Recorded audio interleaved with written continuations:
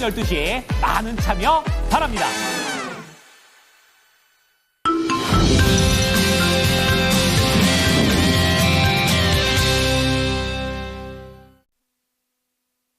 네, 미국 증시가 변수 때문에 하루 단위로 계속해서 변동성을 보였고 간밤에는 상승하면서 거래를 마쳤습니다. 자, 오늘 국내는 1월의 마지막 장이자 2월의 첫 거래일을 앞두고 있는 그런 시점이 되겠는데요. 오늘도 개장 전 보셔야 될 주요 내용들까지 하나 더 짚어보도록 하겠습니다. 자, 첫 번째 소식은요. 역시 AI는 중국에서 만드니까 가성비란 단어가 붙을 수밖에 없습니다.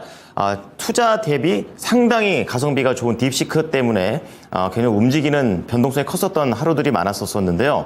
결국 국내에서는 HBM과 연결이 됩니다. 과연 올인 전략이 과연 가능한 것인가, 해도 되는 것인지 이 부분에 대한 부분 체크를 해보도록 하겠고요. 자, 그런 가운데 연준 파월 의장 금리 동결을 했고 또 그 이후에도 이제 암호화폐와 관련해서 규제를 좀 해야 된다라는 그런 내용들을 보였습니다. 자, 그런 가운데 국내에서는 이제 공항의 시설 문제로 인해서 면세점과의 갈등이 있다고 하는데요. 면세점 관련된 주들에게 직격타가 되기 때문에 알아보도록 하겠습니다. 관련해서 정수지 캐스터입니다. 네, 모닝뉴스입니다. 오늘 장에 영향을 줄 수 있는 6가지의 뉴스들 먼저 헤드라인으로 만나보겠습니다. 트럼프 행정부의 보조금 지출 중단 움직임 속에서 국내 반도체 업계가 긴장하고 있습니다. 중국의 AI 스타트업 딥시크가 내놓은 AI 모델 영향으로 반도체 업계에 충격이 가해졌습니다. 오픈 AI가 다음 달 국내에서 인공지능 개발자 대상으로 기술 행사를 개최합니다. 파월 의장이 암호화폐 규제 체계를 강화할 필요성을 강조하면서 의회의 적극적인 입법 조치를 촉구했습니다. 올해 전 세계적으로 원전 발전량이 역대 최고치를 달성할 것이란 전망이 나왔습니다. 최근 인천국제공항 출국장 혼잡이 계속되면서 입점 면세점들도 연쇄 피해를 보는 것으로 나타났습니다. 먼저 첫 번째 뉴스입니다. 미국 도널드 트럼프 행정부가 바이든 행정부에서 추진했던 각종 산업 정책에 대한 부정적인 인식을 드러내면서 한국 기업이 직격탄을 맞을 수 있을 것이란 전망이 제기되고 있습니다. 트럼프 행정부는 외국 기업들이 반도체법 보조금을 받기로 했던 바이든 행정부와 계약을 체결했더라도 지급을 장담할 수 없다면서 자국의 이익을 위해서 전방위적으로 압박을 가하고 있습니다. 현지 시간 29일 하워드 러트닉 상무부 장관 지명자는 인사청문회에서 이같이 밝혔는데요. 반도체법 보조금을 받기로 미국 정부와 확정한 계약을 이행하겠냐는 질문에 대해서 말할 수 없다며 내가 읽지 않은 무엇을 이행할 수 없다고 답했습니다. 앞서 베스 백악관 예산관리국 국장 대행 역시 칩스 인센티브 프로그램 등이 포함된 연방 차원의 보조금과 대출금 지출을 잠정 중단한다고 밝힌 바가 있는데요. 이번 조치가 시행되면 IRA 등에 따라서 한국 기업들이 받게 되어 있는 새 공제 혜택과 대출금, 미국의 대규모 설비 투자를 추진 중인 삼성전자와 SK하이닉스 등 국내 반도체 업계들이 직격탄을 맞을 수 있을 것이란 전망이 나오고 있습니다. 삼성전자는 미국 텍사스주에 파운드리 공장을 짓기 위해서 370억 달러 이상의 투자를 결정했고 미국 상무부와 47억 4,500만 달러의 직접 보조금을 지급하는 계약을 최종 체결한 바가 있는데요. 또한 SK하이닉스도 최대 4억 5,800만 달러의 직접 보조금 지급이 결정된 바가 있습니다. 만약 이미 지급이 결정된 보조금이 줄어들게 되면 공장 착공과 생산 지연 등의 기존에 세워둔 일정에는 차질이 빚어질 수밖에 없는데요. 상황 예의주시해 보셔야겠습니다. 두 번째 뉴스입니다. 긴 휴장 기간 동안 중국의 생성형 인공지능 딥시크 이중고까지 겹친 반도체 업계인데요. 관련 뉴스 자세히 살펴보도록 하겠습니다. 중국이 저가형 반도체로 고성능 AI 모델을 구현한 딥시크로 인해서 미국의 AI 업계를 뒤흔들어 놨습니다. 수천억 원을 투입해야만 고성능 AI를 개발할 수 있다는 AI 반도체 업계의 믿음을 송두리째 흔들어 놓은 건데요. 저비용 고성능 AI 모델이 주목받으면서 엔비디아의 첨단 AI 칩 수요가 줄어들 수 있다는 우려 속에서 엔비디아의 주가는 급락한 바가 있습니다. 또 트럼프 행정부가 엔비디아의 대중국 수출에 추가 제재를 검토 중인 점 역시 악재로 작용했는데요. 딥시크발의 충격은 엔비디아 외에도 가해졌고 설 연휴를 마치고 개장하는 국내 증시도 큰 영향을 받을 것으로 우려되고 있습니다. SK 하이닉스는 엔비디아의 HBM을 사실상 독점해온 바가 있는데요. HBM3E를 엔비디아에 납품하기 위해서 품질 테스트를 진행하고 있는 삼성전자와 엔비디아의 밸류체인으로 꼽히는 한미 반도체 역시 단기 변동성을 나타낼 것으로 전망되고 있습니다. 오늘장 리스크 관리까지 꼭 필요해 보입니다. 세 번째 뉴스 만나보겠습니다. 한편 챗 GPT 개발사인 오픈AI는 국내에서 처음으로 국내 AI 기업과 개발자와 협력을 모색한다는 소식이 전해졌습니다.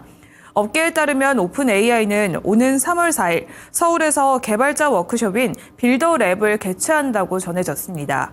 오픈AI가 한국에서 행사를 주최하는 것은 이번이 처음인데요. 오픈AI는 스타트업 기업의 위주로 100여 명가량이 참석하는 것으로 알렸습니다.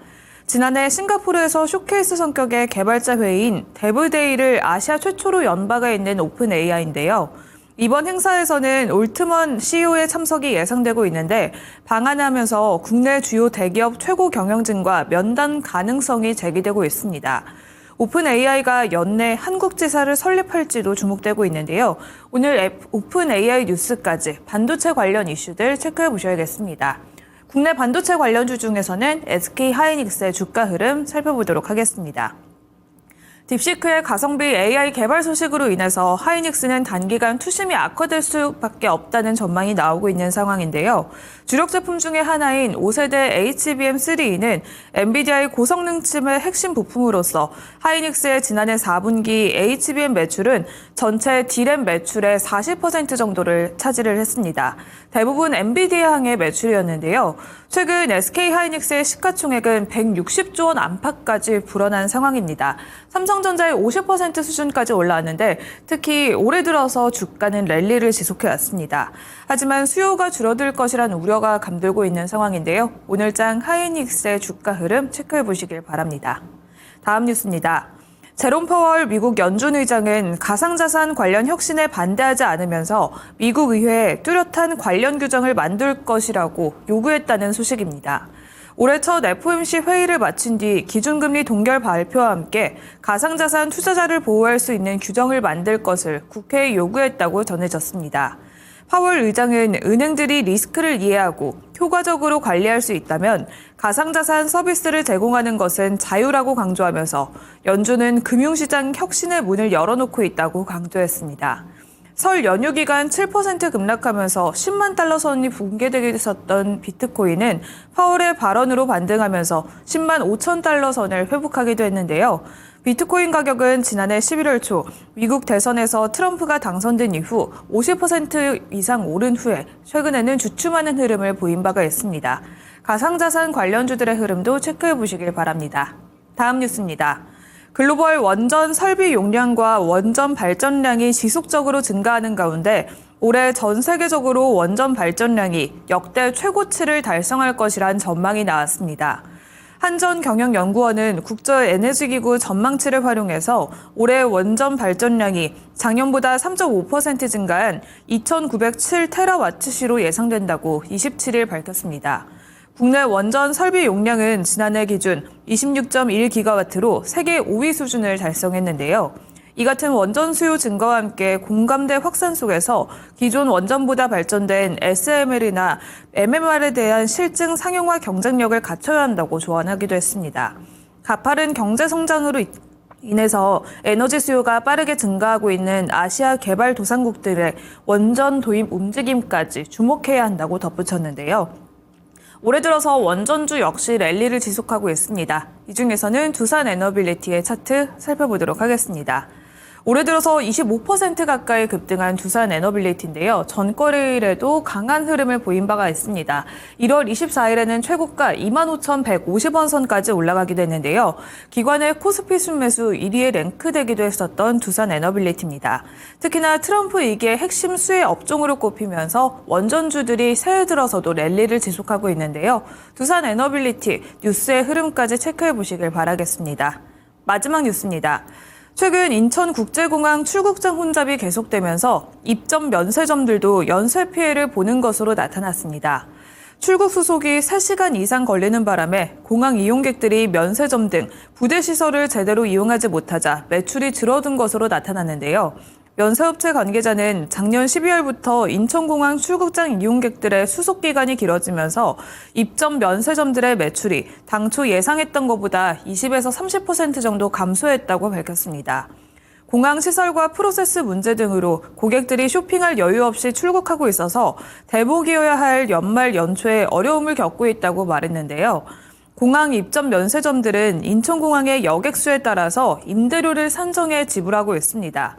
따라서 공항 이용객이 늘어나는 여름 휴가나 명절 연휴에는 더 많은 임대료를 내야 하는 건데요.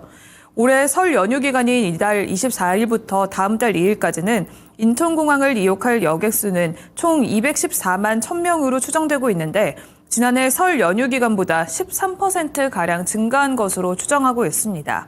매출은 늘지 않고 있는데 여객 수는 늘어나면서 임대 수수료 걱정이 앞선다고 밝힌 건데요. 말 그대로 손해보면서 장사하는 상황이라고 관계자들은 전하기도 했습니다. 면세 관련주들도 코로나 이후 실적이 회복되지 않고 있는 상황인데요. 관련주들 뉴스와 함께 꼭 체크해 보시길 바라겠습니다. 이상 모닝뉴스였습니다.